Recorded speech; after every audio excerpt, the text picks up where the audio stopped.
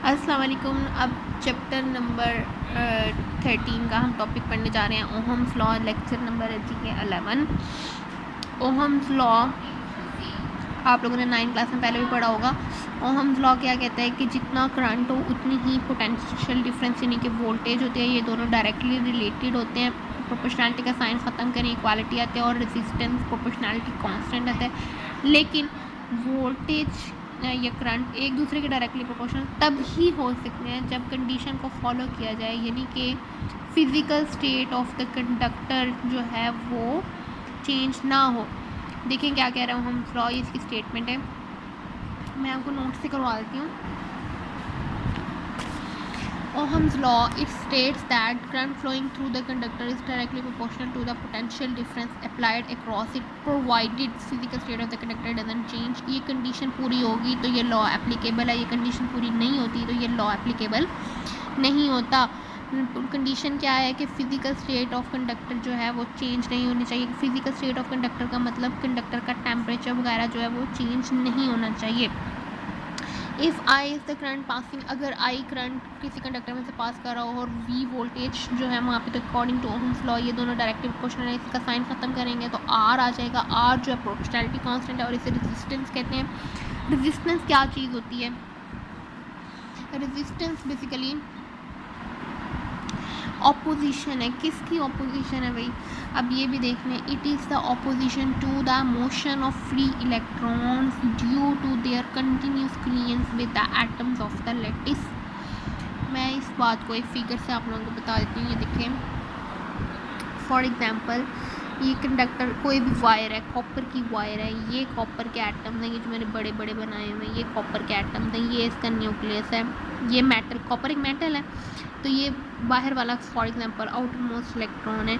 जब हम ये आउटर मोस्ट इलेक्ट्रॉन जब इसको पोटेंशियल डिफरेंस बैटरी के साथ से मिलता है पोटेंशियल डिफरेंस, तो ये फ्री इलेक्ट्रॉन्स यूं भागना शुरू हो जाते हैं पूरी लैटिस में। जब ये फ्री इलेक्ट्रॉन्स इन एटम्स के साथ स्ट्राइक करते हैं तो ये इनको अपोज करते हैं, इनके मोशन को रोकते हैं। ठीक है, जाहिर है ये इसको स्ट्राइक करेंगे, इनके रास्ते में आएंगे। जब ये मूव कर रहे हैं इलेक्ट्रॉन्स, ये एटम्स इनके रास्ते में आएंगे तो ये इसकी मोशन को अपोज करेंगे। ठीक है, अपोज का मतलब रुकावट बनेंगे, तो इस चीज़ को रेजिस्टेंस कहते हैं। ठीक है, अब इस लाइन की समझ आ गई। It is the opposition to the motion of free electrons due to their continuous collisions with the atoms of the lattice. Lattice का मतलब जिस मटेरियल की वो जो कंडक्टर बना हुआ है। Greater the number of collisions, जितने ज़्यादा कोलिजन्स ज़्यादा होंगी, greater will be the resistance, उतनी ही रेजिस्टेंस भी ज़्यादा होगी। ओहम्स लॉ क्या कहता है? यहाँ से ओहम्स लॉ से आर निकाला equals to V over I. The resistance of conductor is numerically equal to the ratio of potential difference to the current flowing। ठीक है, यहाँ से रेजिस्टेंस को डिफाइन कर सकते हैं, लेकिन ये इसकी सही डेफिनेशन है। नेक्स्ट है जी यूनिट। रेजिस्टेंस की यूनिट क्या होती है जी? रेजिस्टेंस की यूनिट ओहम होती है। ये आपको पहले भी पता ही है। ओहम को हर किसी यूनिट को उसकी इक्वेशन से डिफाइन कर सकते हैं। resistance will be 1 ohm when the current of 1 ampere flowing through a conductor by applying the potential difference of 1 volt। ठीक है, अपनी लैंग्वेज में भी कर सकते हैं, ये भी लिखी हुई है।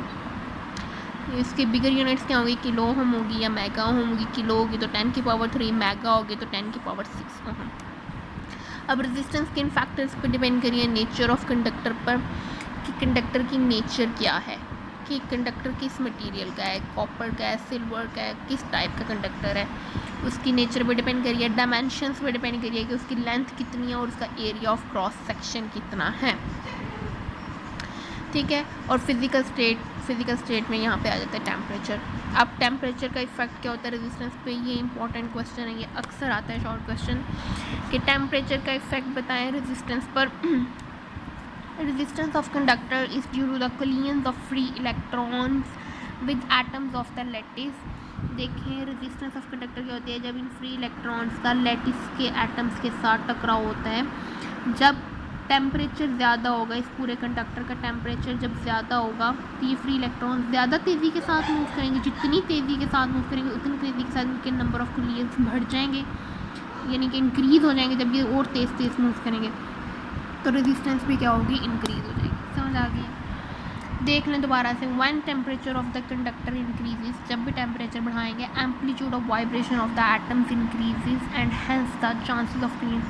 एम्पलीट्यूड ऑफ वाइब्रेशन का मतलब किसकी amplitude of vibration? In atoms का। जो भी सॉलिड मटेरियल होता है, आप लोगों को लगता है कि ये चीज़ सॉलिड्स हैं तो इनके जो एटम्स हैं शायद ये मूव नहीं कर रहे, ऐसी बात नहीं है। हर चीज़ जो है वो मोशन में है, ये एटम्स मूव कर रहे होते हैं, इनके अंदर जो है वो हो रही होती हैं, वाइब्रेशन हो रही होती हैं, तेज़ तेज़ वाइब्रेट कर रहे होते हैं। वाइब्रेशन हमने पढ़ी हुई है सिंपल हार्मोनिक मोशन में भी। क्या होता है कि एक मीन पोजीशन होती है और दो इस तरह से एक्सट्रीम पोजीशन होती हैं। ये एटम है जी, ये मीन पोजीशन ओ पे पड़ा है, फिर ये ए पे जाता है, फिर बी पे जाता है, फिर ओ पे, इस तरह से ये वाइब्रेशन कर रहा होता है। इसी तरीके से ये एटम है, ये भी वाइब्रेट कर रहे होते हैं अपने एक्सिस के अलोंग।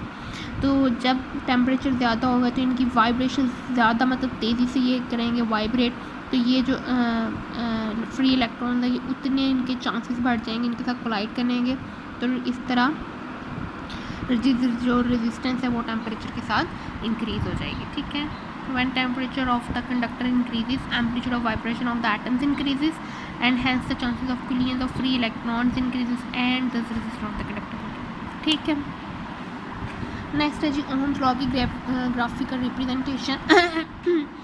जो भी चीज़ डायरेक्टली प्रोपोर्शनल होती है, इसका मतलब उसका ग्राफ जो होता है वो हमेशा स्ट्रेट लाइन आएगा, ठीक है। इस तरह से ये वोल्टेज है क्रॉस और ये करंट है और इनका ग्राफ क्या आएगा? Straight line. अब ओहमिक और नॉन ओहमिक कंडक्टर्स क्या होते हैं, ये भी इंपॉर्टेंट शॉर्ट क्वेश्चन है, ये अक्सर आता है।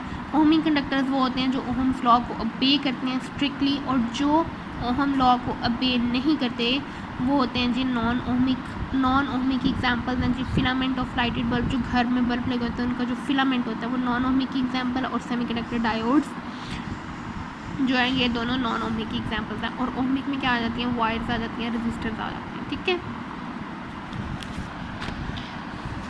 अब ये देखें, ये वाला जो ग्राफ है ये स्ट्रेट लाइन नहीं है, इसका मतलब ये नॉन ओहमिक डिवाइस का ग्राफ है। ये भी स्ट्रेट लाइन नहीं है, ये भी नॉन ओहमिक डिवाइस का ग्राफ है, ठीक है। क्योंकि अगर ओहमिक होता, ओहम लॉ ओबे करता और उसका स्ट्रेट लाइन ग्राफ आता, लेकिन ये स्ट्रेट लाइन है, ये इस तरह से यहाँ पे आकर जो इसमें चेंज आ गया। आप देख रहे हैं, इसको साथ साथ रीड करके साथ साथ बताती हूँ। ये है जी फिलामेंट का ग्राफ और ये जो है जी सेमीकंडक्टर का ग्राफ। अभी आपने नॉन ओहमिक में दो एग्जांपल पढ़ी हैं, एक होता है फिलामेंट ऑफ द बल्ब और एक होती है सेमीकंडक्टर। इनके ग्राफ्स क्यों वेरी कर रहे हैं जी, ये मैं आपको रीड करके बता देती हूँ। Graph between V and I for non ohmic conductor is not a straight line as shown in figure 2। Figure 2 में दिखाया है कि नॉन ओहमिक डिवाइस का ग्राफ स्ट्रेट लाइन नहीं होता। क्यों? In case of filament of lighted bulb, lighted bulb का जो फिलामेंट होता है यानी कि जो नॉन ओहमिक होता है, deviation of the graph between V and I from straight line is due to the reason that resistance of the filament increases, क्योंकि उसकी फिज़िकल स्टेट जो है वो कांस्टेंट नहीं रह सकती। जैसे टेम्परेचर ज़्यादा होता है फिलामेंट की जो रेजिस्टेंस होती है वो इंक्रीज़ हो जाती है due to the flow of current, current pass करने की वजह से। इन द इनिशियल स्टेज, शुरू में ग्राफ स्ट्रेट लाइन रहता है।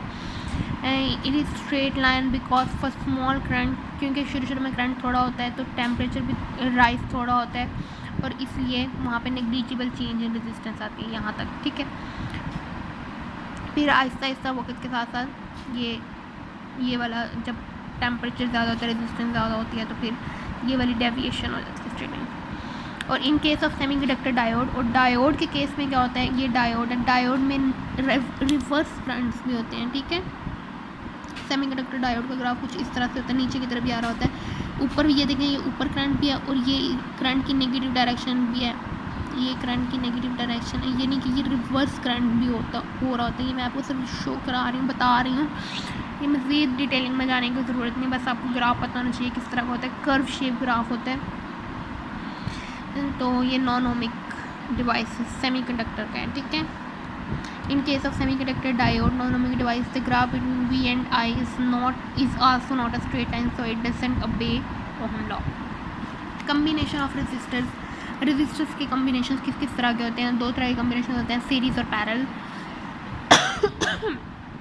सॉरी। तो सीरीज़ में रेजिस्टेंस इस तरीके से कनेक्ट होती हैं, ये पोटेंशियल डिफरेंस यहाँ से अप्लाई किया जा रहा है, यहाँ से करंट फ्लो हो रहा है इसके अंदर, पॉजिटिव टर्मिनल से करंट जा रहा है नेगेटिव टर्मिनल की तरफ, यानी कि करंट इस डायरेक्शन में है और ये वाली डायरेक्शन कौन सी होती है, क्लॉकवाइज। अच्छा जी, अभी मैं ज़्यादा कंफ्यूज नहीं कर रही कि ये डायरेक्शन क्लॉकवाइज है एंटी क्लॉकवाइज है, ये सारी चीज़ें हम नेक्स्ट टॉपिक्स में देखेंगे, मज़ीद डिटेल के साथ देखेंगे। If the resistors are connected from and such that, हाँ, और सीरीज़ के रेजिस्टेंस, जब रेजिस्टेंस सीरीज़ में कनेक्ट होते हैं क्या चीज़ें सेम होती हैं, देखेंगे करंट यहाँ से जाएगा, यहाँ पे आई का मतलब करंट हर रजिस्टर के अक्रॉस सेम है, ठीक है। और यहाँ पे V1 V2 V3 मैंने ये लिखे हुए हैं, अगर आपको नज़र आ रहा है तो ये V1 V2 और V3 का मतलब हर रजिस्टर के क्रॉस वोल्टेज जो है वो चेंज हो रही है। सीरीज़ की ये सीरीज़ कम्बिनेशन में ये खसूसियत होती है कि करंट हर रजिस्टर के क्रॉस सेम होगा और वोल्टेज हर रजिस्टर के क्रॉस डिवाइड होगी, ठीक है, यानी कि डिफरेंट होगी। इक्विवेलेंट रेजिस्टेंस यानी कि टोटल किस तरह से कैलकुलेट करेंगे, तीनों को सम अप कर लेंगे। जब तीनों को सम अप करने के बाद जो इक्विवेलेंट रेजिस्टेंस आएगी वो हमेशा ज़्यादा होगी इनमें से हर एक रेजिस्टेंस से। फॉर एग्जांपल 3 रजिस्टर्स लगे हुए हैं, 1 2 ओम के तीनों, इन सबको सम किया 9 ओम आया, 9 ओम देखिए इन सब रेजिस्टेंस से ज़्यादा है, ठीक है। नेक्स्ट है जी रजिस्टर्स इन पैरेलल। पैरेलल में रजिस्टर्स इस तरह से कनेक्ट होते हैं कि इनके हर रजिस्टर के क्रॉस करंट जो है, अब देखिए वहाँ पे आई था, यहाँ पे I1 I2 I3, पैरेलल में करंट जो है वो वेरी कर रहा होता है और वोल्टेज हर रजिस्टर के क्रॉस सेम होती है क्योंकि ये सेम पॉइंट के साथ कनेक्ट है, A और B।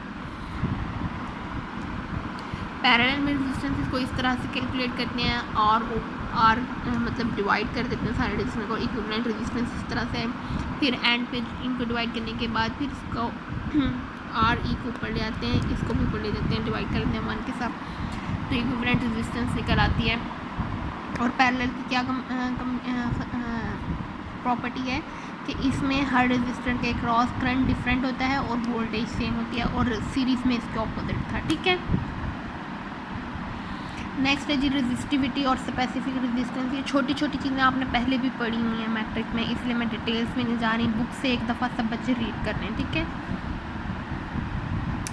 नेक्स्ट है जी रेजिस्टिविटी और specific resistance. Resistance of a conductor, किसी भी अभी आपने पढ़ा था रेजिस्टेंस ऑफ अ कंडक्टर जो होती है वो लेंथ पे भी डिपेंड करती है, एरिया ऑफ क्रॉस सेक्शन पे भी डिपेंड करती है।